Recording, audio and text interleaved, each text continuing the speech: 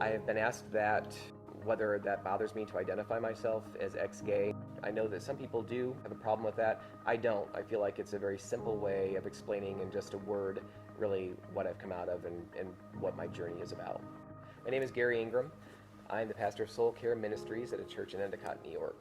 As far back as I can remember, I've wrestled with same-sex attraction. I grew up in a home with a mom and dad who were Christians, and we went to church every Sunday and Wednesday night and all of that. I was very lonely. My father and I had absolutely no bonding together at all. I had 3 older brothers, and we also did not connect. In school, at home, even at church, boys and men were kind of a scary entity to me. At the age of 5 or 6 years old, I think it was in kindergarten, a neighborhood boy came back and asked me if I wanted to come over and play with them. I was just so excited that anybody wanted to invite me to do something with them. Quickly after getting there were about 4 or 5 older boys there, and one of the boys went in and grabbed their dad's hardcore porn and began flipping the pages over. I still remember the very first image ever emblazoned on my little brain. I went that day into just a lot of shame, a lot of fear, a lack of really understanding what happened. When I finally did hit puberty, frankly, I was an immediate porn addict. I couldn't get enough of it. I would do whatever I could to steal it, and in all of my attractions, I was horrified to realize that my attractions were toward men. The word abomination was what I immediately associated with homosexuality. In church, they didn't make much of a distinction between the behavior and the person, and I felt like I was an abomination. At the same time, I also had a growing anger and resentment toward God. My feeling toward God is, where the heck were you at 5 and 6 years old when this stuff happened to me? Because I knew that it had to have been a contributing factor in some of my same-sex attraction. I went to a local Bible college and tried to overcome this internal struggle, but didn't know what to do with it. I felt like a total failure as a Christian.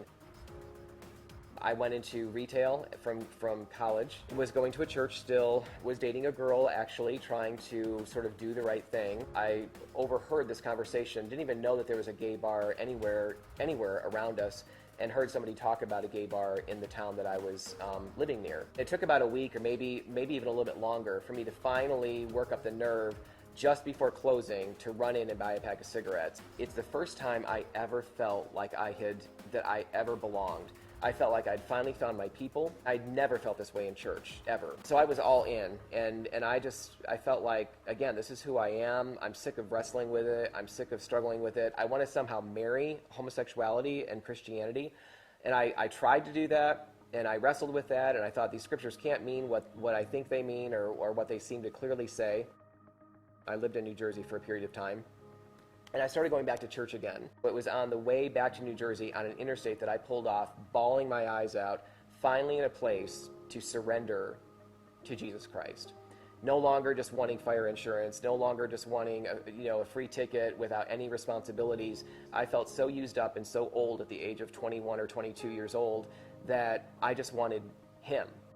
I got involved in a small group. I got involved in men's group, which frankly was the last thing in the world any ex-gay guy wants to do, is get involved in a church men's group with a bunch of guys that don't know anything about where he's been. I knew that God was pressing it on my heart to tell these guys about, just to name where I've been and what I've wrestled with.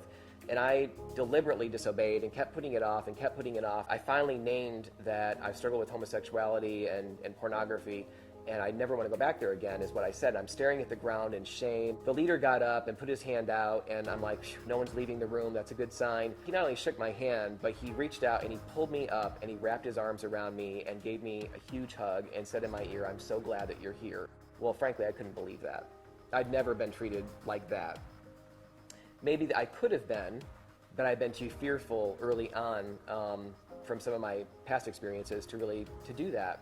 There is nothing I've engaged in my lifetime that has been harder than yielding what felt like an identity, what felt like inborn traits. It did feel that way.